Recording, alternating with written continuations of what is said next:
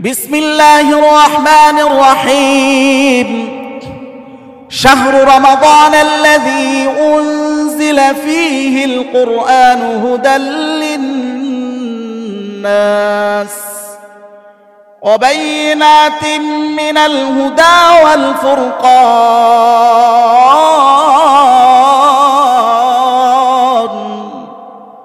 فمن شهد منكم الشهر فليصم ومن كان مريضا أو على سفر فعدة من أيام أخر وعلى الذين يطيقونه فدية يريد الله بكم اليسر ولا يريد بكم العسر ولتكملوا العدة ولتكبروا الله على ما هداكم ولعلكم تشكرون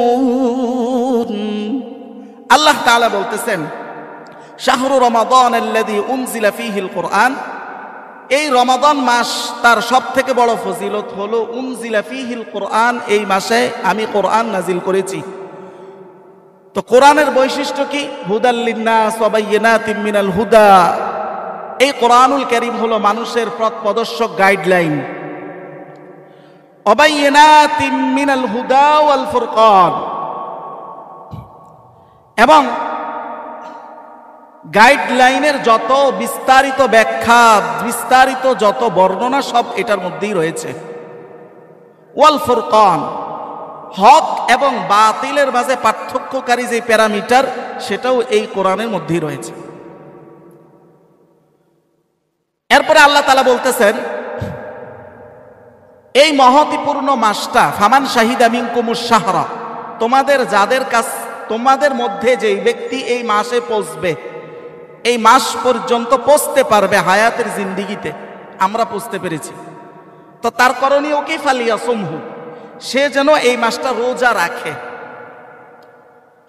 রোজা রাখতে আল্লাহ বলেছেন, রোজা রাখলে উপকার কি, ফায়দা কি? এটা আবার আল্লাহ তাআলা সূরা বাকারার 183 নং আয়াতে বলেছেন। আল্লাহ বলেন, ইয়া আইয়ুহাল্লাযীনা আমানু কুতিবা আলাইকুমুস সিয়াম কামা কুতিবা আলাল্লাযীনা মিন ক্বাবলিকুম লাআল্লাকুম তাত্তাকুন।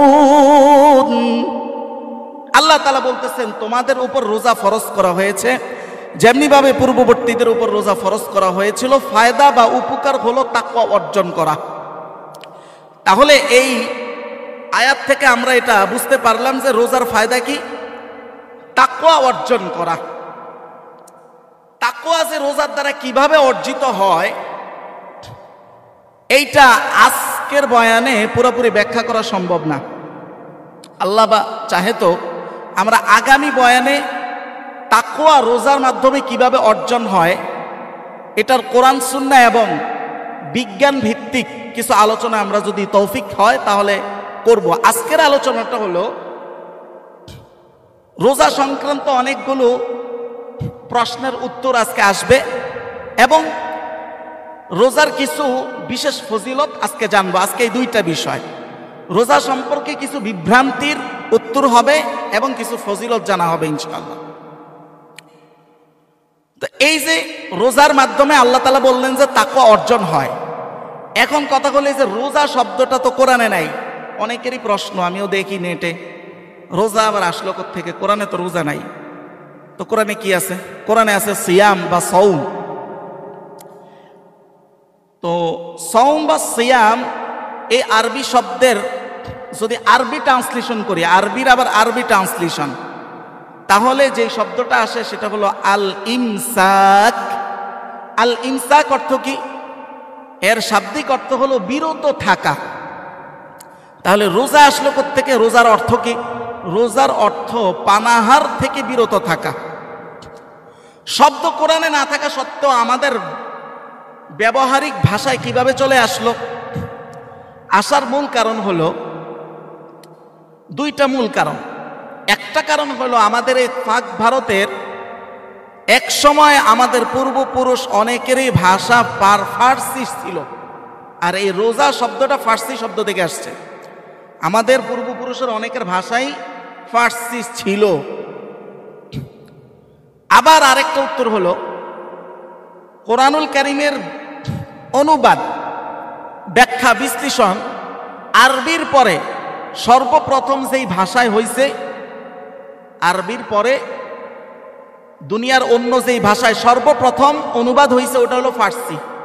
মানে আমাদের পর্যন্ত এলেমটা তৎকালীন সময় ফারস্য হয়ে আসছে, যার কারণে ওই তাদের অথবা আমাদের পূর্বপুরুষদের যেই পরিভাষা, ভাষা চেঞ্জ হয়েছে কিন্তু পরিভাষাগুলো কিছু কিছু এখনো আমাদের ব্যবহারের মধ্যে রয়ে গেছে, এই আর কিচ্ছু না। তো এখন এটাকে আপনি আরবি সিয়াম শব্দের অনুবাদ বলতে পারেন।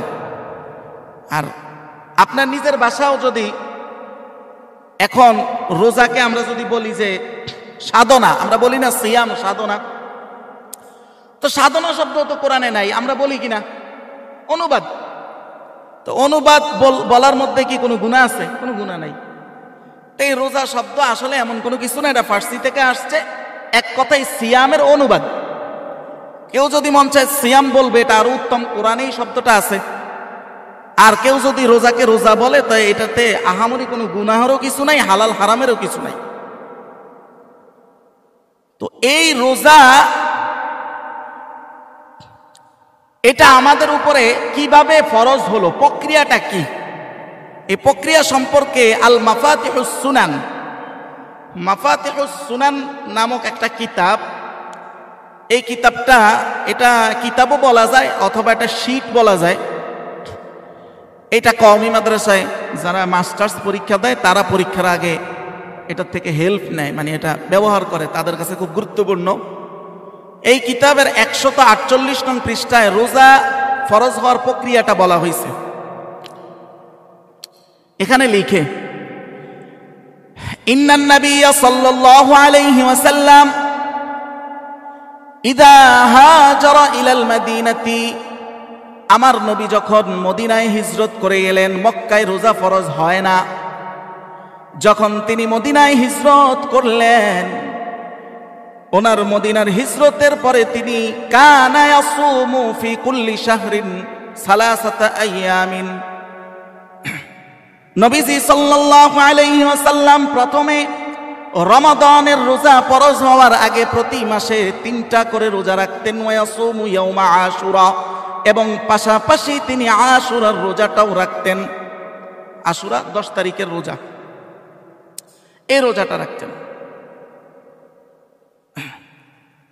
তারপরে সুম্মা ফারাদাল্লাহু সুবহানাহু ওয়া তাআলা, এরপর আল্লাহ তাআলা আমাদের উপর রমাদানের রোজা ফরজ করলেন ফিস সানাতিস সামিনা, আমার নবীর মদিনায় আগমনেরও 8 বছর পর, মানে 8ম হিজরিতে। ফি তারিখ 10 মিন শাবান, শাবান মাসের 10ম তারিখে আমার আল্লাহ আসমান থেকে ওহী নাজিলের মাধ্যমে এই রোজাটা ফরজ করলেন শাবানের 10 তারিখে। কততম বছর? মদিনায় আগমনের 8ম বছর। কিন্তু ওই সময়ের সাথে এই রোজার একটু পার্থক্য ছিল। কি পার্থক্য? ওয়ালাকিন্নাহুম কানু বিল খিয়ারি বাইনা আন ইয়াসুমু ওয়া বাইনা আন ইয়াফদু মাকানা, কিন্তু তৎকালীন সময় সাহাবায়ে কেরাম যখন রোজা প্রথম ফরজ হয়, তখন তাদের ইখতিয়ার ছিল, ঐচ্ছিক ছিল, রোজাটা রাখতেও পারবে অথবা রোজার স্থলে তারা কোনো ফিদিয়া দিয়ে দিতে পারত। কারণ মরুভূমির দেশ, তারা রোজা রেখে অভ্যস্ত না। প্রথমেই আল্লাহ রোজাটাকে পার্মানেন্ট করেন নাই, একেবারেই নির্ধারণ করেন নাই, ফরজ করেছেন কিন্তু অপশন রাখছেন, চাইলে তুমি রোজাটা কন্টিনিউ করতে পারো অথবা এই জায়গায় ফিদিয়া দিয়ে দিতে পারো।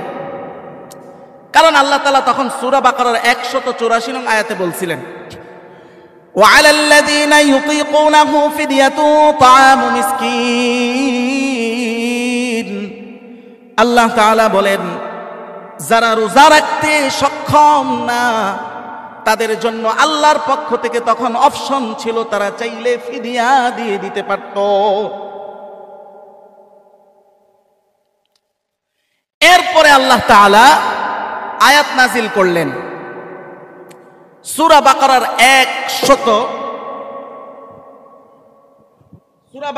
185 নং আয়াত। এই আয়াতটা নাজিল করে আল্লাহ তাআলা কি বললেন? আল্লাহ তাআলা বললেন, ফামান শাহিদা মিনকুমুশ শাহরা ফালিয়াসুমহু। এতদিন পর্যন্ত রোজার ক্ষেত্রে আল্লাহ ঐচ্ছিকতা দিয়েছেন, এখন থেকে আল্লাহর ঘোষণা, যার কাছে এই রমাদান মাস পৌঁছবে তার উপর আবশ্যকীয়ভাবে রোজা রাখতে হবে। এবার আল্লাহ তাআলা দ্বিতীয় আয়াত নাজিল করে রোজাটাকে একবারে সুনির্ধারিত করে দিলেন। তবে এর মধ্যে যারা অসুস্থ, একান্ত অক্ষম, রোজা রাখা আসলেই তার জন্য সম্ভব না, ওই আয়াতটা তাদের জন্য এখনো বলবৎ। মানে তারা চাইলে রোজা না রেখে স্থলে ফিদিয়া দিতে পারে। যেমন অনেক বুড়া মানুষ আছে আমাদের ঘরে, এত অসুস্থ যে রোজা রাখা সম্ভব না, তো সে কি করবে? তো তার জন্য হলো ওই সূরা বাকারার 184 নং আয়াতের হুকুম, অর্থাৎ সে রোজার স্থলে চাইলে ফিদিয়া দিয়ে দিবে। এইটা ছিল রোজার প্রাথমিক শেপ, মানে প্রাথমিক অবস্থায় রোজাটা কিভাবে আমাদের উপরে ফরজ হয়, এইটার মূল ঘটনা হলো এটা। এবার পূর্ব আল্লাহ যে সূরা বাকারার 183 নং আয়াতে যে বলেছেন রোজা পূর্ববর্তীদের উপরও ফরজ করা হয়েছিল, ওইটা সিস্টেম কি ছিল? ওটা কেমন ছিল? ওইটা সিস্টেম যেটা ছিল পাওয়া যায় সেটা হলো যে হযরত আদম আলাইহিস সালাতু ওয়াস সালামের উপরে রমজানের রোজা ফরজ ছিল না। তো কি রোজা ফরজ ছিল? হযরত আদম আলাইহিস সালাতু ওয়াস সালামের উপরে আইয়ামি বীদ, প্রত্যেক মাসে 11, 12, 13 তারিখের রোজা হযরত আদমের উপরে ফরজ ছিল। এরপরে আসছে হযরতে মূসা আলাইহিস সালাতু ওয়াস সালাম। তো হযরতে মূসা আলাইহিস সালাতু ওয়াস সালামের উপরে রোজা ফরজ ছিল। কোন রোজা? বলা হয় যে হযরতে মূসা আলাইহিস সালাতু ওয়াস সালামের উপরে আশুরার দিনের রোজাটা শুধু ফরজ ছিল, আর খ্রিস্টান সম্প্রদায়ের উপরে রমজানের রোজা ফরজ ছিল, যেভাবে আমাদের উপরে রমজানের রোজা ফরজ। তবে পার্থক্য হলো তাদের রোজার সিস্টেমটা ছিল রাতে যদি ঘুমিয়ে যাইতো তো ঘুমানোর পর থেকে রোজা শুরু। আমাদের রোজা কখন থেকে শুরু হয়? শবে সাদেকের পর থেকে। আর তাদের রোজা শুরু হইতো কখন থেকে? ঘুমাইলে রোজা শুরু। সন্ধ্যায় 7টায় যদি ঘুমিয়ে যায় তাহলে তখন থেকে রোজা ধরা হবে। এটা ছিল খ্রিস্টানদের রোজার সিস্টেম। ঠিক একই সিস্টেম ইসলামের শুরুতে আমাদেরও ছিল। আমাদের সিস্টেমটা ছিল এমন যে ওই একই, ঘুমায় গেলে রোজা শুরু হয়ে যেত। পরবর্তীতে একটা ঘটনার প্রেক্ষিতে, যে ঘটনাটা আবার সূরা বাকারার 187 নং আয়াতে আসছে, অনেক সাহাবীরা সন্ধ্যাবেলায় ঘুমায়া তারপরে ঘুম থেকে উঠার পর স্ত্রী সহবাসে লিপ্ত হয়েছেন। এটা অনেকের ক্ষেত্রে এই ঘটনাটা ঘটছে। ঘটার পরে ওনারা খুব আপনার লজ্জিত, অনুতপ্ত। 1-2 জন আয়েশা রাসূলুল্লাহর কাছে এই ঘটনা বলছে যে হুজুর আমরা তো এই ভুল করে ফেলেছি। তো 1-2 জন সাহস করে বলার পরে সবাই বলছে যে এই ঘটনা অনেকেই ঘটাইছে, অনেকেই ঘটাইছে, তার মানে রোজা নাই। তো তারপরে আল্লাহ তাআলা আয়াত নাজিল করে সিস্টেম পরিবর্তন করলেন, যেই সিস্টেমের উপরে আমরা এখন বর্তমানে আছি, অর্থাৎ শবে সাদেক পর্যন্ত খাওয়া এবং পান করা এবং হালাল স্ত্রী সহবাসের এই সুযোগটা আল্লাহ তাআলা দিলেন, বাড়ায়া দিলেন ওই সাহাবীদের ওই ঘটনাকে কেন্দ্র করে।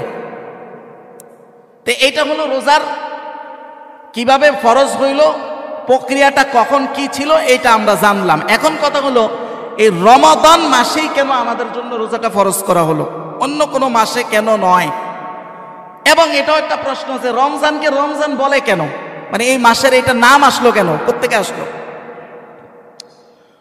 মূলত রমজানকে রমজান বলা হয় বিশেষ একটা কারণে। সেই কারণটা হলো রমাদান শব্দটা আসছে আরবি রমদুন শব্দ থেকে। আরবিতে রমদুন শব্দের মূল অর্থ হলো দুইটা অর্থ। একটা হলো আল হারকু। আল হারকু মানি হলো জ্বালিয়ে পুড়িয়ে ভস্ম করে দেওয়া। আর আরেকটা অর্থ হলো আল আতশুস শাদীদ, মানে অতিরিক্ত অথবা প্রকট পিপাসা। তো রমাদান শব্দটা আসছে কোত্থেকে? রমদুন শব্দ থেকে, যার দুই অর্থ। এক, জ্বালিয়ে পুড়িয়ে ভস্ম করে দেওয়া। দুই নাম্বার অর্থ হলো প্রকট পিপাসা। আর এই দুইটা অর্থই রোজার মধ্যে পাওয়া যায়। এই জন্য রমাদান মানে এই রোজার মাসটাকে রমাদান মাসে নামকরণ করা হয়েছে। রমাদান শব্দ দিয়ে এই মাসের নামকরণ করা হয়েছে। কিভাবে পাওয়া যায়? অর্থটা কিভাবে পাওয়া যায়? এক নাম্বার, রমদুন শব্দের অর্থ যদি হয় আতশে শাদীদ, মানে প্রকট পিপাসা, তো এই অর্থ তো পাওয়া যায় একদম, এটা ক্লিয়ার। কিভাবে পাওয়া যায় দেখেন, এটা পাওয়া যায় এভাবে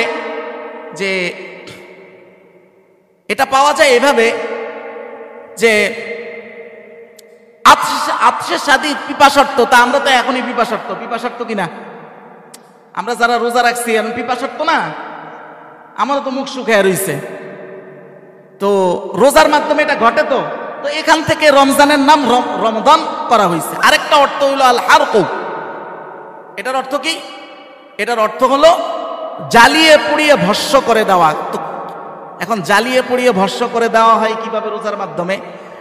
আমাদেরকে জ্বালিয়ে পুড়িয়ে ভস্ম করে না, বরং জ্বালিয়ে পুড়িয়ে ভস্ম করা হয় আমাদের গুনাহ সমূহকে। বলেন না সুবহানাল্লাহ।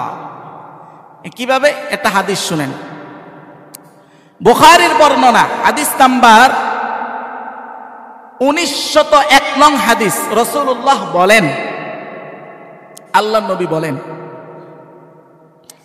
قال النبي صلى الله عليه وسلم من صام رمضان, যে ব্যক্তি রমজানের রোজা রাখলো ঈমানান ওয়া ইহতিসাবান, যে ব্যক্তি রমজানের রোজা রাখলো ঈমান এবং ইহতিসাবের সাথে, অর্থাৎ ঈমানদারিতার সাথে এবং সওয়াবের নিয়তে, আমার নবী বলেন গুফিরা লাহু মা তাকদ্দামা মিন যামবি, আমার নবী বলেন তার জীবনের যত পিছনের যত সগীরা গুনাহ আছে, এই সকল সগীরা গুনাহ আল্লাহ তাআলা ক্ষমা করে দেন, অর্থাৎ জ্বালিয়ে পুড়িয়ে ভস্ম করে দেন। সুবহানাল্লাহ। এখন শব্দটা কি বলেছি খেয়াল করেন, সগীরা গুনাহ। তাহলে কবিরা গুনাহ নিয়ে কি করবেন? কবিরা গুনার জন্য এই রমজানে ফয়সালা আছে। কিভাবে? কবিরা গুনাহ যদি বান্দার হক না হয়, তাহলে ওই কবিরা গুনাহ ক্ষমারও বিশেষ মুহূর্ত হলো এই রমজান মাস। কিভাবে? হাদিস বলবো। তবে কবিরা গুনাহ যদি বান্দার হক হয়, তাহলে রমজান কিছু করতে পারবে না। ওইটা একমাত্র বান্দার কাছে ক্ষমা নেয়া ছাড়া আল্লাহই ক্ষমা করবেন না। রমজান দিয়ে আর কি হবে? তা কবিরা গুনাহ যদি আল্লাহর হক হয়, সুদের গুনাহ, ঘুষের গুনাহ, সুদ ঘুষের গুনার সাথে যদি মানুষের হক আবার জড়িত থাকে তাইলে ভিন্ন কথা, অথবা জিনার গুনাহ, এই ধরনের যত গুনাহ আছে, অশ্লীলতার গুনাহ, এই কবিরা গুনাহগুলোর জন্য আপনাকে রমজান বা রমজানের বাহিরে যেই সময় হক তাওবা করতে হবে, তাওবা ছাড়া এটার ক্ষমা নাই। আর তাওবা কবুল হওয়ার বিশেষ মুহূর্ত এবং সময় হলো এই 12 মাসের মধ্যে এই রমজান মাস। এবার হাদিস শুনেন। হাদিসটা এসছে আত-তারগীব উত-তারহিব 2 নং খণ্ড 121 নং পৃষ্ঠা। রাসূলুল্লাহ বলেন, قال النبي صلى الله عليه وسلم ثلاثة لا ترد دعوتهم আমার নবী বলেন তিন ধরনের ব্যক্তি আছে যাদের দোয়া আল্লাহ তাআলা ফিরাইয়া দেন না। কয় ধরনের ব্যক্তি? কথা বলে না, কয় ধরন? 3 ধরন। 1 নাম্বার ধরন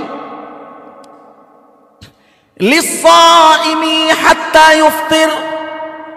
1 নাম্বার হলো যেই ব্যক্তি রোজাদার ওই ব্যক্তির তাওবা বা দোয়া আকুতি কাকুতি আল্লাহ তাআলা ফিরাইয়া দেন না।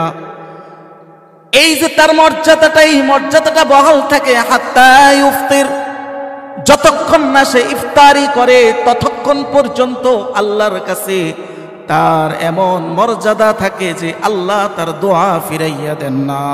বলেন না সুবহানাল্লাহ। 2 নম্বর আল ইমামুল আদিল। 2 নাম্বার হলো যেই বাদশা বা যেই প্রেসিডেন্ট আদেল মানে ন্যায়পরায়ণ, নিজের কাছে না আল্লাহর কাছে। বলেন না কথা, নিজের কাছে না আল্লাহর কাছে। নিজের কাছে কেউ দোষী না। প্রত্যেকটা সে যেমনই হোক, সে যদি পৃথিবী হিটলারও নিজের কাছে একজন আদেল প্রেসিডেন্ট ছিল। হিটলারও নিজের কাছে কি ছিল? একজন ন্যায়পরায়ণ ব্যক্তি ছিল হিটলারও। তাই এটা কার কাছে? আল্লাহর কাছে। আর আল্লাহর কাছে কে ন্যায়পরায়ণ এটা আপনি বুঝবেন কিভাবে? আল্লাহ কি আপনার সাথে কথা বলবে? আপনি কি আল্লাহর জিগাইলে উত্তর আসবে? এটা বুঝতে হবে কোরআন এবং সুন্নাহ দ্বারা। সবাই বলেন কি দ্বারা? কোরআন এবং সুন্নাহ দ্বারা, কোরআন হাদিস দ্বারা। এটা হলো 2 নাম্বার ব্যক্তি যার দোয়া আল্লাহ ফিরিয়ে দেন না। 1 নম্বর কি বলছিলাম? রোজাদার, তার দোয়া আল্লাহ ফিরিয়ে দেন না। 3 নাম্বার আল্লাহর নবী বলেন 3 নাম্বার হলো দাওয়াতুল মাজলুম। 3 নাম্বার হলো মাজলুমের দাওয়াত, মাজলুমের দোয়া। মাজলুম যখন দোয়া করে আল্লাহ তাআলা, আল্লাহর নবী বলেন ইয়ারফাউহাল্লাহু ফাওকাল গামাম। আল্লাহ তাআলা এই দোয়াটাকে নিয়ে মেঘমালার উপরে উঠায় আনেন এবং ওয়াতুফাত্তাহু লাহা আবওয়াবুস সামা, আর তার জন্য আসমানের দরজাগুলো খুলে দেন। সুবহানাল্লাহ। আর আল্লাহ তাআলা সাথে সাথে তাকে উদ্দেশ্য করে বলেন ওয়াকালা রাব্বি, আমার রব ওই সময় বলেন ওয়া ইজ্জতি, আমার ইজ্জতের কসম, লা আনসুরান্নাকা, হে মাজলুম তোমাকে আমি সাহায্য করব, ওয়ালাউ বাদা হিন, যদিও না সেটা কিছুকাল পরে, যদিও সেটা কিছুকাল পরে, কিন্তু আমি সাহায্য করব, এটাতে মিস নাই। ধরা আসবে, এটাতে মিস নাই। কে বলছেন? আল্লাহর নবী। কে বলছেন? আল্লাহর নবী। সবাই বলেন সাল্লাল্লাহু আলাইহি ওয়াসাল্লাম। এই হলো প্রথম ব্যক্তি, হলো রোজাদার। 3-এর 1 হলো কি? রোজাদার। তো তওবা কবুলেরও বিশেষ মুহূর্ত হলো এই রমজান মাস। তো এই যে এত সুবিধা, এত মর্যাদা, এটা পাওয়ার জন্য রমজান আমার মর্যাদা রক্ষা করার জন্য আমারও তো রমজানের মর্যাদা রক্ষা করতে হবে না? আমারও তো কি করতে হবে? রমাদানের মর্যাদা রক্ষা করতে হবে। রমজানের মর্যাদা আমি রক্ষা কিভাবে করব এটা একটু শুনেন। 1 নাম্বার, নবী করিম সাল্লাল্লাহু আলাইহি ওয়াসাল্লামের থেকে একটি হাদিস বর্ণিত। হাদিসটি এসছে কিতাবের নাম আল বাদরুল মানির, খণ্ড নাম্বার 5, পৃষ্ঠা নং 706। আল্লাহর নবী বলেন قال النبي صلى الله عليه وسلم الصيام جنة, এই যে রোজা হলো তোমাদের জন্য ঢাল স্বরূপ। ঢাল বুঝছেননি? গাছের ঢাল।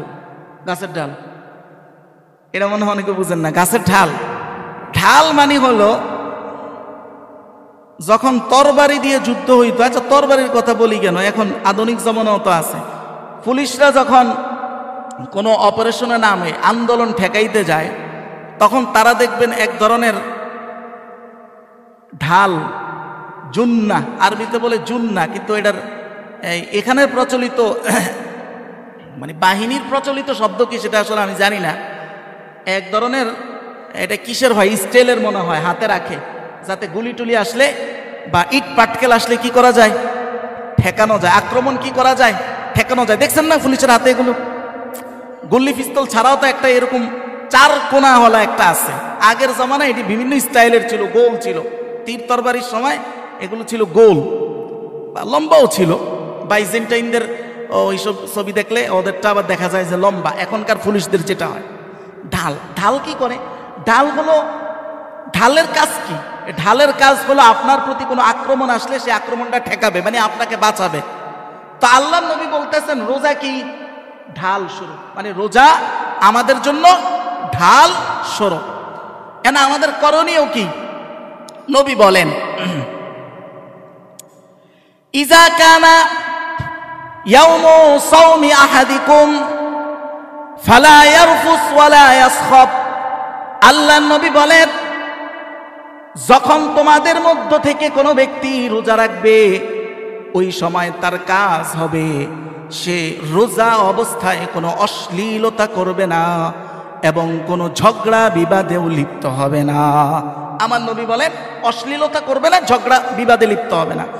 অশ্লীলতা তো রোজা অবস্থায়ও হারাম, রোজার পরেও হারাম। কিন্তু ঝগড়া বিবাদটা অনেক সময় এমন হয়, দেখা গেল আপনি ন্যায়ের পক্ষে আছেন, আপনি ন্যায়, আপনি সঠিক, আপনার সাথে যে ঝগড়া করতেছে সে অন্যায়ভাবে আপনার সাথে ঝগড়া করতেছে, আপনি ন্যায়ের উপরে আছেন, কিন্তু সময়টা হলো রোজা। আপনি ন্যায়ের উপরে থাকা সত্ত্বেও আপনি কেটে পড়বেন, ঝগড়া করবেন না, ঝগড়া করবেন না, তাইলে আপনি রমাদানের ইজ্জত রক্ষা করলেন। দ্বিতীয়টা হলো অশ্লীলতা। এখন অশ্লীলতা বলতে আপনি কি বুঝেন, এইটা একটা ব্যাপার। অশ্লীলতার সংজ্ঞা আপনার কাছে কি? এক কথায় উত্তর দিব, আল্লাহ যা নিষেধ করেছেন তা নিজে করা অথবা কাউকে করতে উদ্বুদ্ধ করা অথবা করতে সাহায্য করা, এই তিনটাই হলো অশ্লীলতা। আর এর থেকে আপনাকে আমাকে বেঁচে থাকা অপরিহার্য, যদি আমি আপনি রমাদানের সেই ফজিলতটা পূর্ণভাবে পেতে চাই, তাহলে রমাদানের যে ইজ্জত সেটাও আমাকে পরিপূর্ণভাবে রক্ষা করতে হবে। এখন আপনারা অনেকেই বুঝেন নাই এখনো আমি যেটা বলতে চাচ্ছি। বললে তো অনেক বলা যাবে, আমি 1-2টা বলি যেটা আমার চোখে পড়ে। রমজান মাসে দোকানের কাছে কি জন্য জানি আপনারা কালো কাপড় গ্রাও দেন, দেন কিনা? কথা বলে না, দেন কিনা? দেয়। আচ্ছা আমি ওই যে একটু আগে একটা কথা বলছিলাম যে আমরা শুধু অর্থনীতির দারিদ্র সীমার নিচে নাই, বরং আমরা ইসলামের জ্ঞানের দিক থেকে চরম দারিদ্র সীমার নিচে। কেমন দারিদ্র সীমার নিচে জানেন? আচ্ছা আপনার কি এটা বুঝে আসে না? ধরেন আজকে গভর্নমেন্ট কর্তৃক, সরকার কর্তৃক, আজকে রমজান, ধরেন আজকে রমজান না বা রমজান, সরকার আজকে বলল যে কোনো দোকান খোলা হবে না। ওই যে লকডাউনের সময় বা বিভিন্ন সময় দোকান খোলা নিষেধ হইতো না?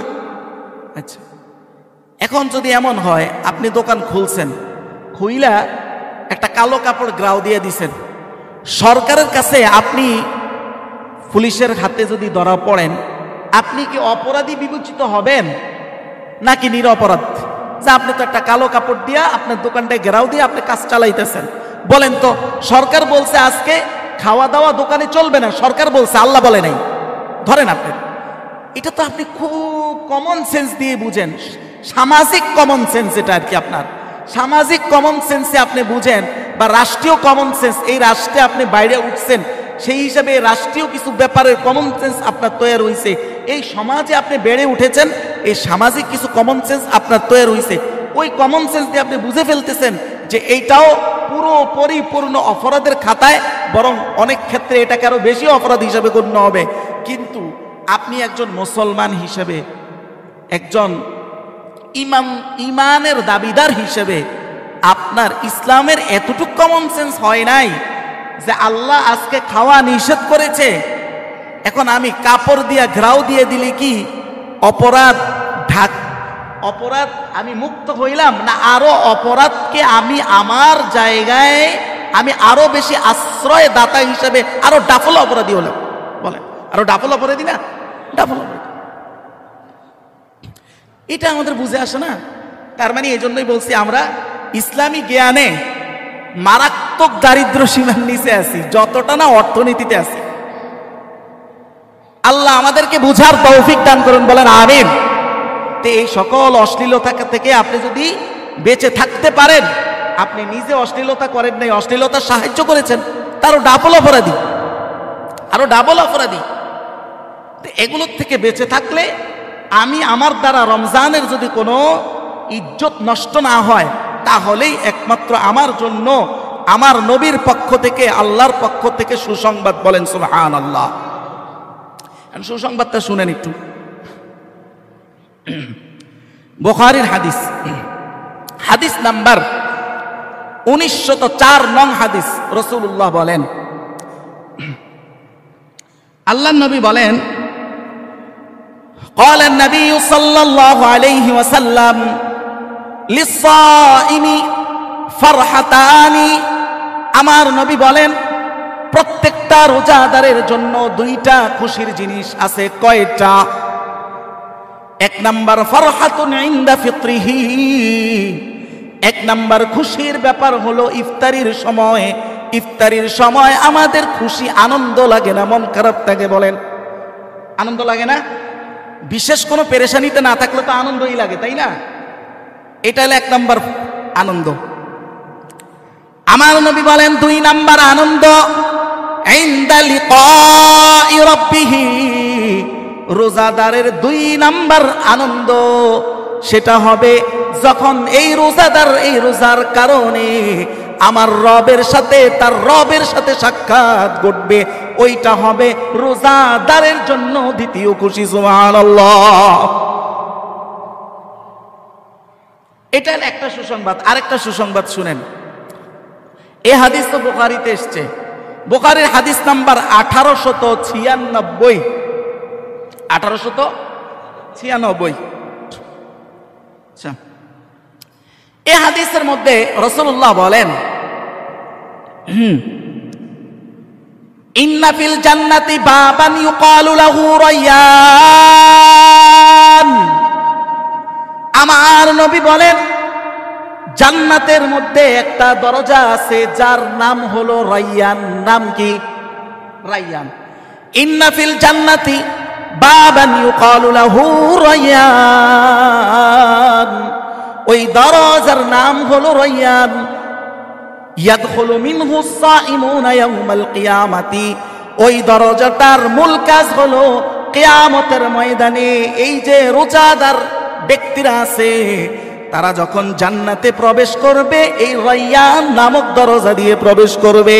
সুবহানাল্লাহ। এরপরে আল্লাহর নবী বলেন, লা ইয়াদখুলু মিনহু আহাদুন গায়রুহুম, এই দরজা দিয়ে রোজাদার ছাড়া আর কেউ প্রবেশ করবে না। ওই সময় বলা হবে, আইনা সাইম, ওরে রোজাদাররা কোথায়, রোজাদাররা কোথায়? ডেকে ডেকে রোজাদারদেরকে এই দরজা দিয়ে ঢুকানোর পরে ওগলিকা, চিরজীবনের জন্য এই দরজাটা আল্লাহ বন্ধ করে দিবেন। সুবহানাল্লাহ। এটা হলো এই দরজার কাজ। রোজাদারদের জন্য আলাদা দরজা, আলাদা সম্বর্ধনা। আলাদা কি? সম্বর্ধনা। এটা আপনারা মনে হয় ভালো বুঝেন নাই। বিয়ের সময় আপনারা জামাইয়ের জন্য আলাদা গেট করেন না, বরযাত্রীর জন্য আলাদা সম্বর্ধনা, আলাদা গেট। হেতরে হাতরে দিয়ে ঢুকাইলে সমস্যা কি? আপনারা আলাদা করে কি জন্য করেন? তার সম্মান। কি জন্য? সম্মানের জন্য। এইটাই। সুবহানাল্লাহ।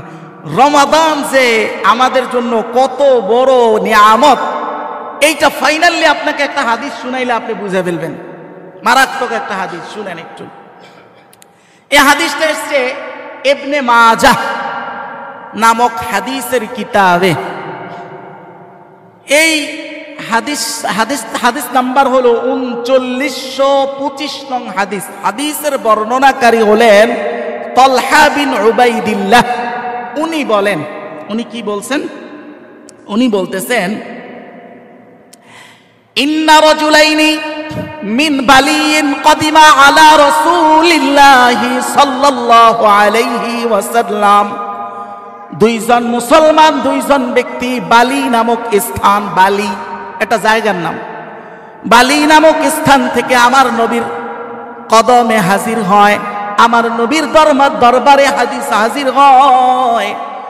হাজির হওয়ার পরে তালহা বিন উবাইদুল্লাহ বলেন, কানা ইসলামুহুমা জামিআন, এদের উভয়ের ইসলাম পরিপূর্ণ ছিল, অর্থাৎ এরা মুসলমান ছিল। থাকার পরেও ওয়া কানা আহাদুহুমা আশাদ্দা ইজতিহাদান, এই দুই ব্যক্তির মধ্যে একজন ছিল অনেক বেশি মেহনতি, মানে অনেক বেশি আমল করত, অনেক বেশি আমল করত। তো পরে কি হইল? তালহা বিন উবাইদুল্লাহ বলতেছেন, ফাগাজাল মুজতাহিদু ফাস্তুশহিদা, এদের দুইজনের মধ্যে যার আমলের প্রতি বেশি শৌক জৌক ছিল, যে আমলের প্রতি অনেক বেশি আগ্রহী ছিল, সে একটা যুদ্ধে সে যোগ দিল। একটা যুদ্ধে কি দিল? যোগ দিল। ফাগাজাল মুজতাহিদু, ওই যে আমলকারী ব্যক্তি, বেশি আমলকারী ব্যক্তি একটা যুদ্ধে যোগ দিল, ফাস্তুশহিদা, ফলে সে শহীদ হয়ে গেল।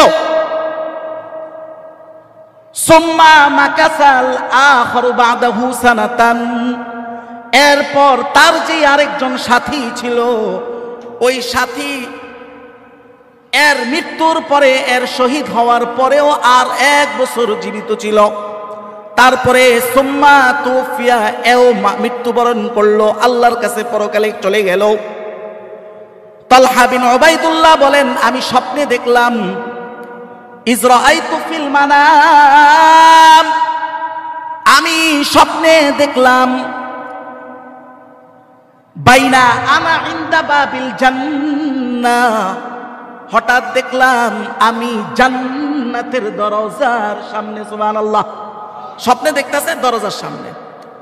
ইজা আনা বিহিমা, আর আমি এই দুই ব্যক্তিকে নিয়ে দাঁড়িয়ে আছি, এরা জান্নাতে যাবে। দুইজনকে 1 বছর আগে একজন মারা গেছে, 1 বছর পরে আরেকজন মারা গেছে। একজন 1 বছর আগে শহীদ হয়েছে, আরেকজন স্বাভাবিক মৃত্যুবরণ করছে। এবার কাণ্ডটা যেটা ঘটলো, যেটা আমি দেখলাম, ফাখরাজা খারিজুম মিনাল জান্নাহ, হঠাৎ দেখলাম জান্নাত থেকে একজন বের হইল, একজন ফেরেশতা বের হইল। ফাআযিনা লিল্লাযী তুফিয়াল আখির, তারপরে এই দুইজনের একজনকে জান্নাতে যাওয়ার অনুমতি দিল, প্রবেশ করার অনুমতি দিল। ওই দুইজনের একজন হলো যে 1 বছর পরে মৃত্যুবরণ করছে, তাকে অনুমতি দিল আগে। সুম্মা খরাজা, তারপর আবার জান্নাত থেকে বের হলো। তারপর আমি দেখলাম ফাআযিনা লিল্লাযী ইসতুশহিদা, এরপরে যে শহীদ হয়েছিল তাকেও জান্নাতে যাওয়ার অনুমতি দিল। তারা দুইজন জান্নাতে চলে গেল, আর আমি একা দাঁড়িয়ে আছি। ফারাজা ইলাইয়া, আমার কাছে এই ফেরেশতা ফিরে আসলো, এসে বলল, ইরজা, তুমি ফিরে যাও। ফাইন্নাকা লাম ইয়ানি লাকা বাদু, কারণ তোমার এখনো সময় আসে নাই, তুমি ফিরে যাও। তাই উনি স্বপ্নে দেখতেছেন এগুলো। কে দেখতেছেন? সাহাবী তালহা বিন উবাইদুল্লাহ। এবার উনি এটা দেখার পরে খুব আশ্চর্য হয়েছেন, কিরে, একজন শহীদ হয়েছে 1 বছর আগে, সে গেল জান্নাতে পরে, আরেকজন 1 বছর পরে মৃত্যুবরণ করছে, সে গেল গিয়ে জান্নাতে আগে। না, আমি তো মৃত্যুবরণ করি নাই, আমার সময় হয় না, এটা তো ঠিক আছে কথা। এটা উনি খুব আশ্চর্য হয়েছেন। এরপর ফাসবাহা তালহা ইউহাদ্দিসু বিহিন নাস, এইবার তালহা মানুষের কাছে এই ঘটনাটা বর্ণনা করতে শুরু করলো। ফাবালাগা রাসূলুল্লাহ, এই ঘটনাটা লোকমুখে যখন ছড়ায়া পড়লো, আমার নবীর কানেও এই ঘটনাটা গেল। যাওয়ার পরে আমার নবী দেখেন যে মানুষ এই ঘটনা নিয়ে খুব আশ্চর্য। তো নবীজি সাল্লাল্লাহু আলাইহি সাল্লাম সাহাবাই কেরামকে জিজ্ঞাসা করলেন, লি আইয়ি যালিকা তাআজাবুন, তোমরা আশ্চর্য কেন? সাহাবাই কেরাম বলল, হাযা কানা আশাদ্দার রাজুলাইনি ইজতিহাদান ওয়াস্তুশহিদা ওয়া দাখাল ওয়াল আখারু দাখালাল জান্নাতা ক্বাবলাহু। হে আল্লাহর নবী, এই দুইজনের প্রথম যে মারা গেছে, শহীদ হইছে, সে তো অনেক বেশি আমলি ছিল এবং সে শহীদ হইছে, আর পরে 1 বছর যে জীবিত ছিল সে তার আগে জান্নাতে গেল দিয়া। এটা তো আসলে আশ্চর্য। এবার রাসূলুল্লাহ বলেন, আলাইসা কদ মাকাসা বাদাহু সানাতান, এই পরবর্তী ব্যক্তি যাকে তোমরা পরবর্তী 1 বছর বাঁচে, একে একটা বছর বাঁচে নাই, দুনিয়ার জিন্দিগি হায়াত পাই নাই।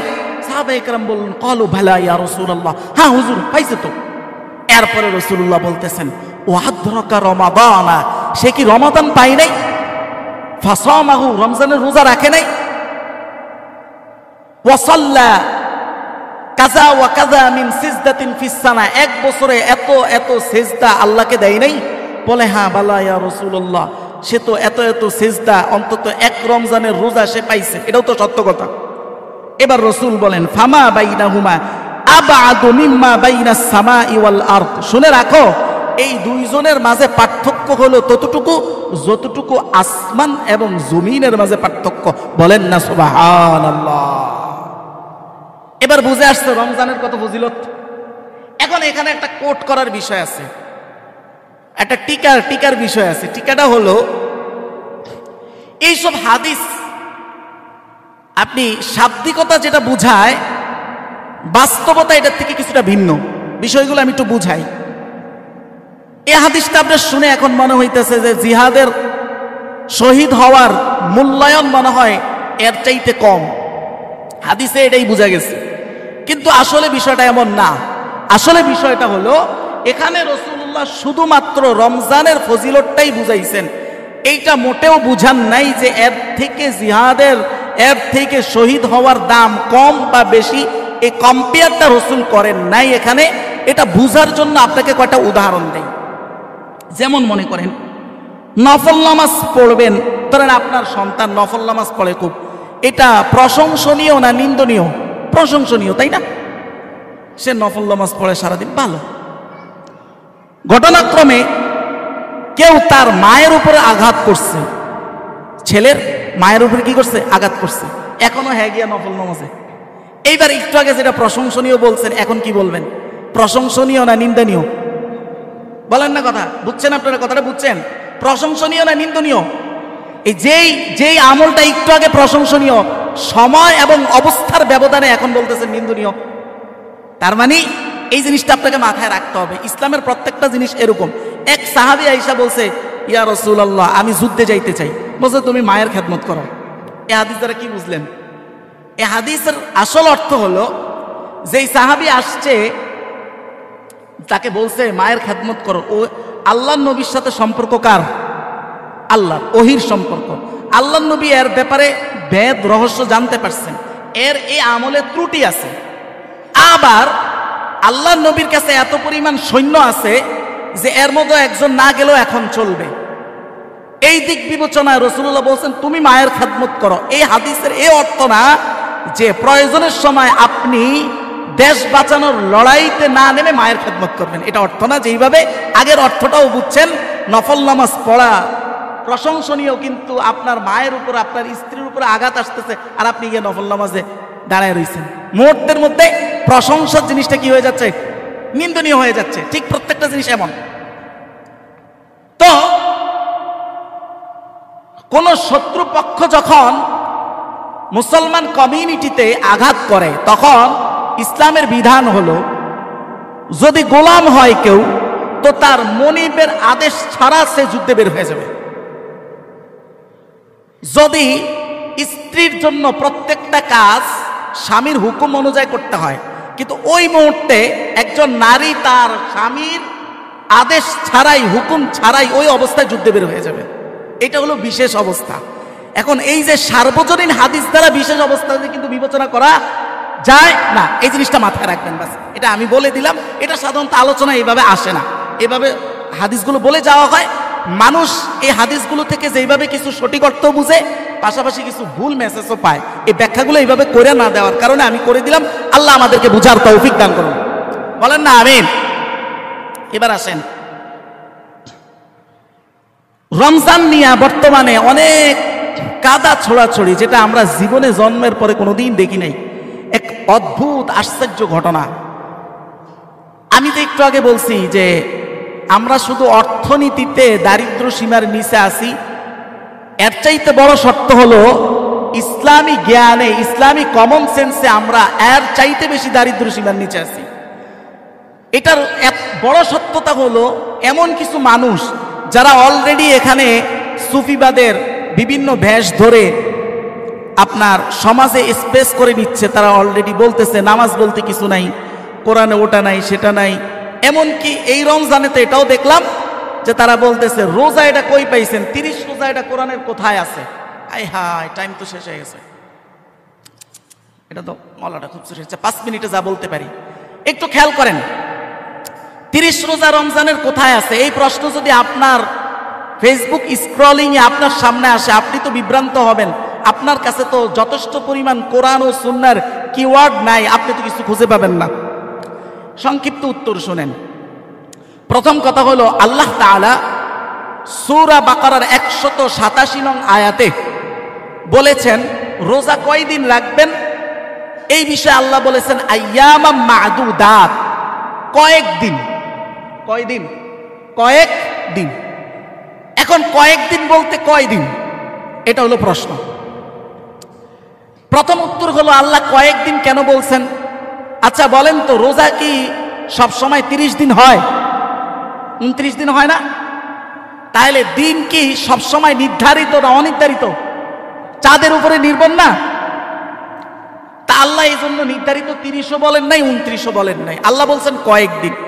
এখন কয়েকদিন বলতে যদি আপনি বুঝেন যে আমার মন মতো আমি কয়েকদিন রাখবো, বা যেটা বর্তমানে যে ফিতনাটা শুরু হয়েছে, এইটার একটা জবাব আপনি কিভাবে দিবেন? এবার দেখেন সূরা বাকারার আয়াত নং 185 আল্লাহ কি বলছেন?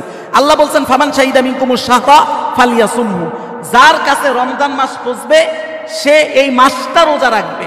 এখানে স্পষ্ট মাসের দিকে, আপনারা যারা আরবি গ্রামার বুঝেন তারা হয়তো 1-2 জন আছেন, আমি নিজেও চিনি যারা আরবি গ্রামার বুঝে, এখানে কঠিন লেভেলে বুঝে। আচ্ছা ওই বিষয়ে আমি যাচ্ছি না, উনি বুঝবেন। এখানে যে হায় জমির আছে, এই জমিরের মার্জে ফিরেছে শাহরুন শব্দের দিকে, তার মানে হলো পুরা মাসটাই আপনাকে রোজা রাখতে হবে। দিন আল্লাহ নির্ধারণ করেন নাই, কারণ দিন আসলেই নির্ধারিত না, কখনো 29 তো কখনো 30, ঠিক না বেঠিক? 1 নম্বর কথা। তারপরও যদি কেউ আনাড়ি করে বলে যে না আল্লাহ বলছেন কয়েকদিন, আমার মন মতো আমি কয়েকদিন রাখবো, তাহলে তার জন্য দ্বিতীয় উত্তর এই আয়াতের মধ্যে আছে। আল্লাহ তাআলা বলতেছেন ওয়ালি তুকমিলুল ইদ্দাতা, মাঝখানে আরো কথা আছে। আল্লাহ বলছেন যারা রোজা রাখতে পারবে না, অসুস্থ অথবা সফরে আছে, রোজা রাখা সম্ভব না, তো তাদের জন্য অপশন কি? আল্লাহ অপশন দিয়েছেন, তাদের জন্য অপশন হলো সে রমজানের পরে এই দিনগুলো সে আবার রোজা রাখবে, অর্থাৎ যেটা আপনারা বলেন কাজা করবে। কথা কি বুঝে আসছে? এটা বলার পরে আল্লাহ তাআলা বলতেছেন ওয়ালি তুকমিলুল ইদ্দাতা, যাতে করে তারা দিনগুলো পূর্ণ করতে পারে। এই কথাটা মাথায় রাখেন, দিনগুলো কি করতে পারে? পূর্ণ করতে পারে। এখন আপনাকে আমি প্রশ্ন করি, যেই জিনিসের সীমা নির্ধারিত না সেই জিনিস কেউ পূর্ণ করার কথা বলে না। সংক্ষিপ্ত উদাহরণ দিয়ে বুঝাই। আপনাদের মসজিদের বাউন্ডারিটা নির্ধারিত না অনির্ধারিত? নির্ধারিত।